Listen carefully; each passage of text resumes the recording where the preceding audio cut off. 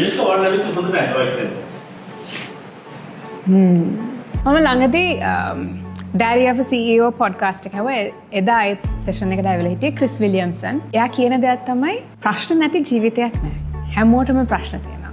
පොඩි කාල පරිච්ඡේදයක් ප්‍රශ්නයක් නැති වුණාට මොකක් හරි අපේ ජීවිතේ හැමදාම අපිට ප්‍රශ්න තියෙනවා. අද තියෙන ප්‍රශ්න නෙමෙයි හෙට තියෙන්නේ.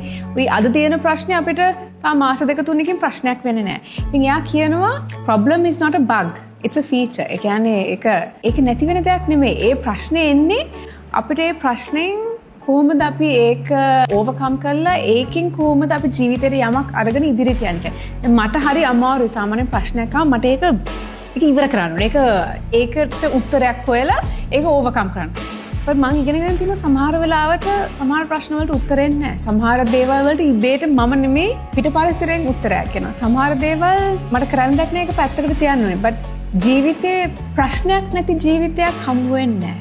හැමෝටම ප්‍රශ්න තියෙනවා. සමහර කට්ටියගේ ප්‍රශ්න මම පිටින් බැලුවා මට හිතන්න පුළුවන් මේක ලොකුයි මේක පොඩි කියලා ඒ ප්‍රශ්නයක් නැති ජීවිතයක් නෑ. ප්‍රශ්නයක් එක්ක තමයි ජීවිතේ තියෙන්නේ. මේ ජීවිතේ අපි මේ ප්‍රශ්නත් එක්ක ගත කරන්නේ කොහොමද? අපි මේක සතුටෙන් ගත කරන්නේ කොහොමද මේ ප්‍රශ්නත් එක්ක? ඒක තමයි අපි ඉගෙන ගන්න ඕනේ. ඒක ඔයා විතරක් නෙවෙයි ඒක මාත් ඉගෙන ගන්න ඕන දෙයක්.